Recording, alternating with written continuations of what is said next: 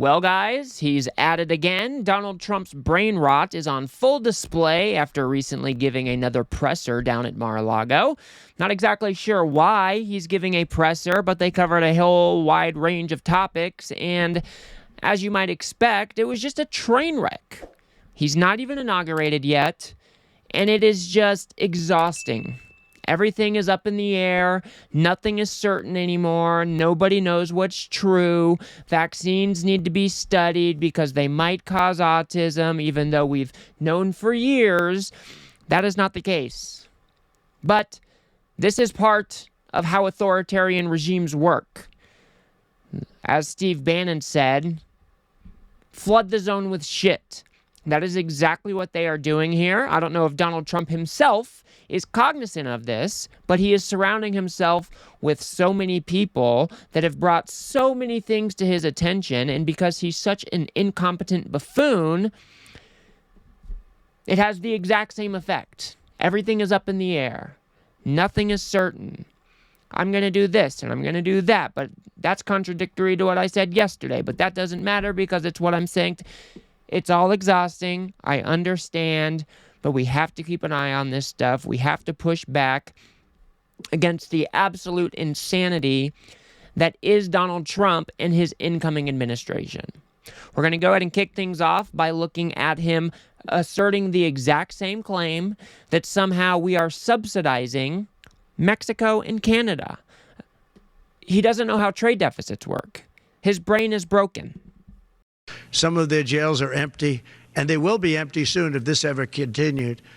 I spoke with the president of Mexico, and as you know, I spoke with Justin Trudeau of Canada, and we told them it's not fair, not right. You can't let these people come into our country, and they understand. They're very much on notice, and they're going to have to stop this from happening. They're going to have to stop it. We lose a lot of money to Mexico. We lose a lot of money to Canada, tremendous amount. We're subsidizing Canada. We're subsidizing Mexico. That can't go on. And I get along with the people of Mexico and Canada very well, but we can't let that happen. Why are we supporting and giving other countries hundreds of billions of dollars? It's not fair. It's not right. And he's still making this claim that somehow, because trade deficits exist, that we are somehow subsidizing these countries. And let's not forget, guys, one of Donald Trump's accomplishments when he was in office the first time was he renegotiated NAFTA. So he is coming into office and he's negotiating against his own trade deal that he passed last time. Because Donald Trump is a broken record. He only has one game. This is why we keep on hearing the same talking points over and over and over again. This is the same strategy over and over and over again, because Donald Trump's brain cannot compute. He just keeps repeating himself. So we are basically seeing a repeat of the 2016 Donald Trump, but this time it's a bit more authoritarian. Donald Trump is a bit degraded. His brain is a bit more cloudy and unworkable, but a lot of it is just the exact same stuff that we saw in his first term. Really quite something to see. Let's go ahead and move on, where he was trying to convince us that, well, there was nothing wrong going on when I left office the first time. There was no big event or anything that was putting a dampener on this country. There was nothing going on. Like out of nowhere came the China virus. Out of nowhere came other things we don't want to have. You know, when I left, we had no wars. We had no problems. The Middle East was good. We did the Abraham Accords. We did things that nobody thought were even possible. But think of it. 4 years ago, we had no wars. You didn't have Russia going into Ukraine. They wouldn't have done it. They weren't even thinking about it. When they saw what happened in Afghanistan, I think they gave them an idea. But they wouldn't have done it. They would have never gone. President Putin would have never gone in. And now you look at all those people are dead. All those cities are destroyed. You know, it's nice to say they want their land back, but the cities are largely destroyed. So this is just another claim that Donald Trump ran on to get himself elected. It's a claim that he keeps on repeating that has no resemblance to the truth. He was drawing down troops in Afghanistan well before he left office. There was a civil war going on in Syria. Russia had invaded Ukraine back in 2014, and he did nothing about it. To act like there was just peace all over the world is an insane claim to make. Not to mention, we were being devastated by COVID. The stock markets were crashing. Unemployment was through the roof. Things were looking a bit uncertain for the United States. So to pretend like everything was all hunky-dory when he left office the first time is insane. This is just another example of how we know Donald Trump's brain does not work. He cannot compute. He doesn't know how to build an argument that, could acknowledge what is actually true with how he could make himself look good. It just doesn't work. So we're hearing the same things over and over and over and over and over and over and over. It is quite exhausting. I know. He's not even inaugurated. We got so long to go. But again, Donald Trump's brain is broken, and we got to prepare ourselves for the next 4 years. Let's go move on to Donald Trump talking about how he likes vaccines, but he doesn't really like mandates. But listen to the context of how this question is brought up. Okay. Thanks, President Trump. What about the polio vaccine? Well, I'm a big believer in it, and I think everything should be looked at, but I'm a big believer in the polio vaccine, the Salk vaccine. Do you think schools should mandate vaccines? Do you think schools should mandate vaccines? I don't like mandates. I'm not a big mandate person. So, I was against mandates. Mostly Democrat governors did the mandates, and they did a very poor thing. It was, in retrospect, they made a big mistake having to do with the education of children. They lost like a year, 2 years of their lives. The mandate was a bad thing. I was against the mandate. So he's talking about polio vaccines, and he likes the polio vaccine. I don't know why the reporter went and asked, well, do you like the vaccine mandates? Kind of in line with the polio vaccine, because then it makes people think that, maybe we might be rolling back the mandate for the polio vaccine, which is an absolute horror show. The mandates exist for a reason, because we value public health in our country. He then goes on to say that, other countries, they don't even use vaccines, and they're doing so much better than us. No, I think he's going to be much less radical than you would think. I think he's got a very open mind, or I wouldn't have put him there. He's going to be very much less radical. But there are problems. I mean, we don't do as well as a lot of other nations, and those nations use nothing. And we're going to find out what those problems are. And another thing. So this is so frustrating because the American people, many of them, have grown so complacent in what a good thing we have done here in this country. Vaccine uptake used to be up in the 90 percentile range, and now that number is plummeting. The American people do not understand how good we have it here. Vaccines. People would kill for vaccines in other parts of the world where they don't have access to this type of medicine, and their children are dying. But in America, we think, somehow the pharmaceutical companies are getting one over on us. It never really helped in the first place. That is an insane line of thinking.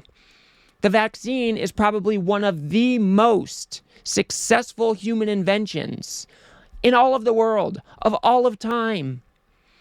Just look at the charts of when we started introducing vaccines versus disease prevalence and disease deaths. It is shocking. Vaccines are good.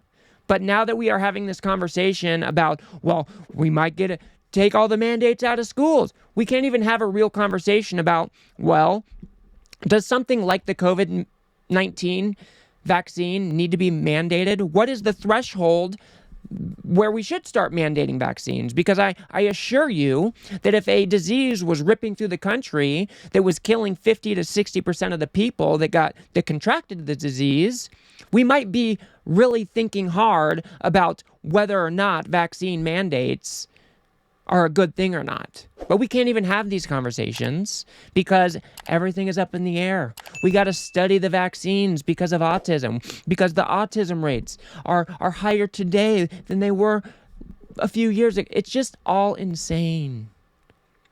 We have taken so much for granted. It's just mind-blowing to me that America has been one of the most prosperous countries on earth. We have conquered things like major diseases. We have built a society that thrived. And now we are tearing it down piece by piece because of this toxic media ecosystem that people get their information from. It is such a sad sight to see.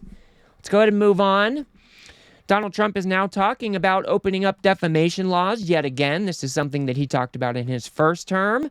Coming from the free speech candidate, I presume that he would want to make it harder for folks to be sued for defamation, but no, of course not.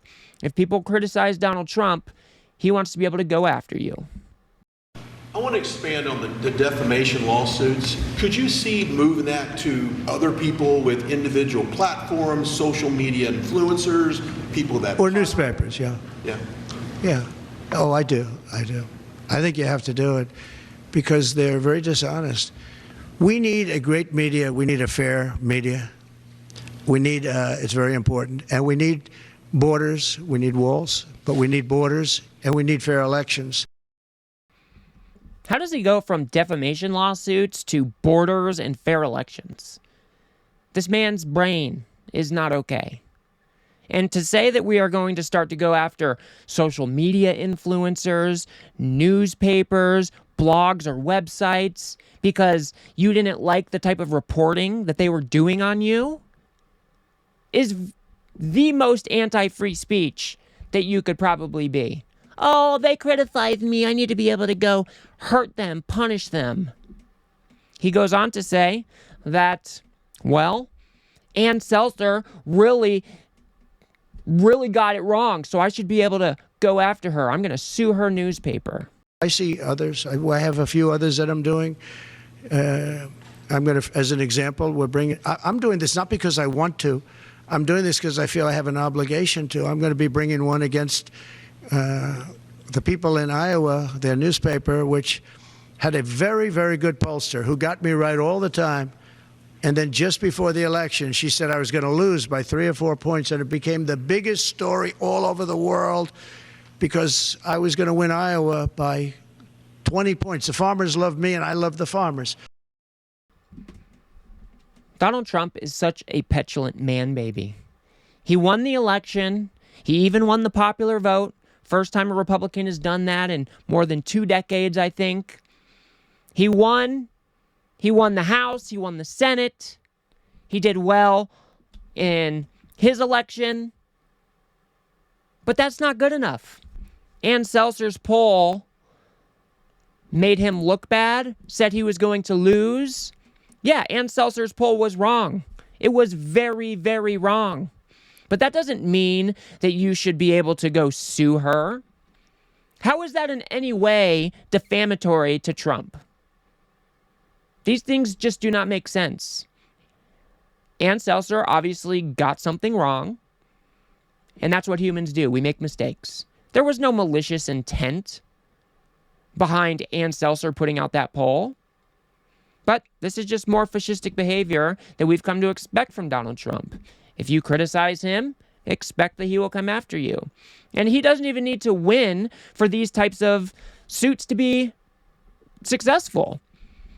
If he just brings suits against little newspapers like where Ann Selzer works at or other small establishments, tying these people up in the courts can put them out of business. And this has been a strategy that we've seen come from the MAGA movement.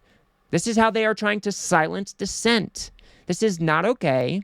And for the MAGA movement to claim to be free speech, but insist on lining up behind Donald Trump when he's trying to do shit like this is crazy. Sometimes people get stuff wrong, and that's okay. Let's go ahead and move on to one last video.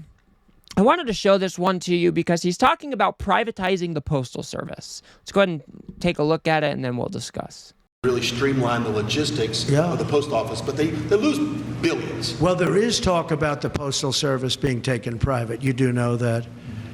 Not the worst idea I've ever heard. It really isn't. You know, it's a lot different today with between Amazon and UPS and FedEx and all the things that you didn't have.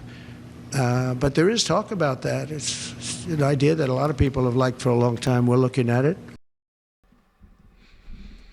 So, the reason I showed this to you is because, for one, I think we're going to see a lot of this type of behavior from Donald Trump. He's going to be looking at ways to privatize different portions of our government and let his buddies reap the rewards.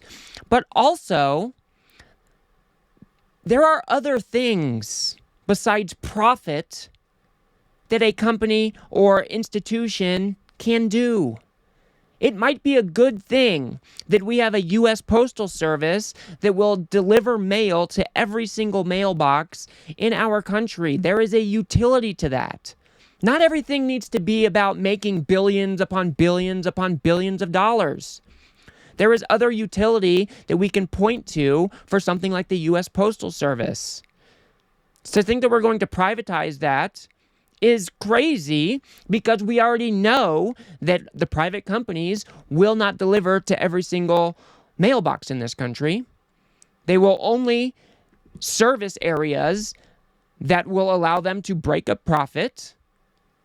And therefore, you're going to have people in this country that are going to be disconnected from that, that portion of our infrastructure because we privatize something like the U.S. Postal Service. These are just terrible, terrible ideas. Not to mention all the shenanigans around how Congress passed a law that required them to fund pensions for like 75 years out for every single employee. It's so frustrating. There are other things that our government can do that doesn't need to be turning a profit. There are other things that we value in society that should be handled by the government because maybe the profit motive isn't what should be driving that particular thing. The U.S. Postal Service, I would argue, is one of those things because there is utility in having a service that allows the citizens of our country to communicate with others through the U.S. postal system, and we know it is available to us. This is a good service. But I'm also very concerned about Donald Trump breaking off portions of the government and allowing it to be taken over by his cronies. I mean, we have seen so much corruption in this administration. It is blowing the first Trump administration out of the water, and this is the type of stuff that we are going to need to keep an eye on. Even the MAGA folks have espoused that they are against this type of principle, yet Donald Trump is the most corrupt president that this country has ever seen. So we're going to keep an eye on it. I know Donald Trump is an exhausting figure. I know we've got a long ways to go. He's not even inaugurated yet. But it is important that we keep our eye on this stuff. It's important that we push back against some of these Looney Tune ideas. And, we've got to be here to inform the American people, give them a dose of reality that the Trump administration is not going to give them. So I will leave it there for now. If you guys got anything out of this video, please do remember to smash that like button and subscribe. Maybe share it with a friend or two. I'd very much appreciate that. I'm trying to make it to 1,000 subscribers before the end of the year, and I would very much appreciate your support. If you want to see just how incompetent Donald Trump is when he's talking about his own tariff policies, go ahead and watch that video on the screen now. Otherwise, I'll see you guys on the next one.